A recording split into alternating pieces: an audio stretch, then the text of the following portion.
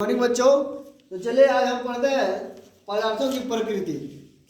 यानी यहाँ लिखा गया है the nature of matters. Nature means प्रकृति, ऑफ मीन्स की, मैटर मीन्स पदार्थ। ठीक है, जिसे यहाँ लिखा गया है पदार्थ किसे कहते हैं। तो यहाँ लिखा गया है वैसी वस्तुएं जो स्थान घेरे, ठीक है, जिसमें भार हो। भार का मतलब वजन, भार का मतलब वजन, ठीक है, जो रुकावट एवं दबाव डाल सके। रुकावट मतलब ऐसे किसी वस्तु को हम ढकेल रहे हैं लेकिन वो जा नहीं रहा है, ठीक है, भारी है तो रुकावट पैदा हो रहा है ना जी, ठीक है।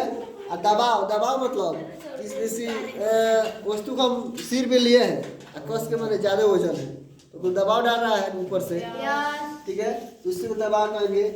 तो इस प्रकार उसे हम क्या कहेंगे, पदार्थ कहेंगे। क्या कहेंगे, पदार्थ, ठीक है।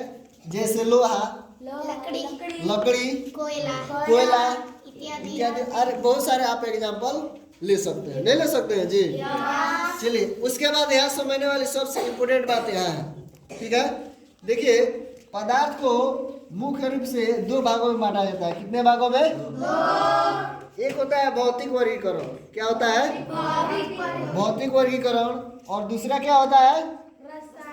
रासायनिक वर्गीकरण। क्या होता है? रासायनिक, ठीक है। तो यहाँ देखो फिर भौतिक में आएंगे आप, तो भौतिक में कितने प्रकार से बांटा गया है? तीन प्रकार से। कितने प्रकार से? तो इसलिए हम भौतिक में ठोस, द्रव, गैस पढ़ते हैं। किस विषय में? ठोस, द्रव, गैस भौतिकी में पढ़ते हैं, ठीक है।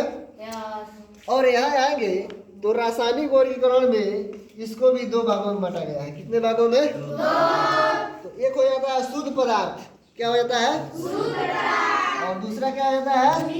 मिश्रण। मिश्रण का मतलब बहुत सारा चीज एक में मिला हुआ है, ठीक है। उसके बाद आएंगे तो शुद्ध पदार्थ को भी दो भागों में बांटा गया है। कितने भागों में? यहाँ देखिए तो एक में क्या है? तत्व, और दूसरा क्या है? यौगिक, ठीक है। तो आपसे पूछेगा कि शुद्ध पदार्थ को कितने भागों में बांटा गया है? दो। कौन कौन सा है? एक है तत्व और एक क्या है? यौगिक। अब यहाँ भी आएंगे तो तत्व को भी दो भागों में बांटा गया है। तत्व को भी दो भागों में बांटा गया है। कितने प्रकार के? दो। एक होता है धातु और दूसरा क्या होता है? अधातु, ठीक है। इतना समझ में आ रहा है। उसके बाद इसमें भी आएंगे यौगिक में, तो यौगिक में भी दो प्रकार हमको पढ़ना है। एक होता है कार्बनिक और एक होता है अकार्बनिक। कार्बनिक का मतलब इसमें कार्बन मिला हुआ है, अकार्बनिक का मतलब इसमें कार्बन नहीं मिला हुआ है। समझ में आ रहा है। उसके बाद मिश्रण में आएंगे तो एक होता है समांग। क्या होता है? और एक होता है विषमांग। एक होता है समांग और एक होता है विषमांग।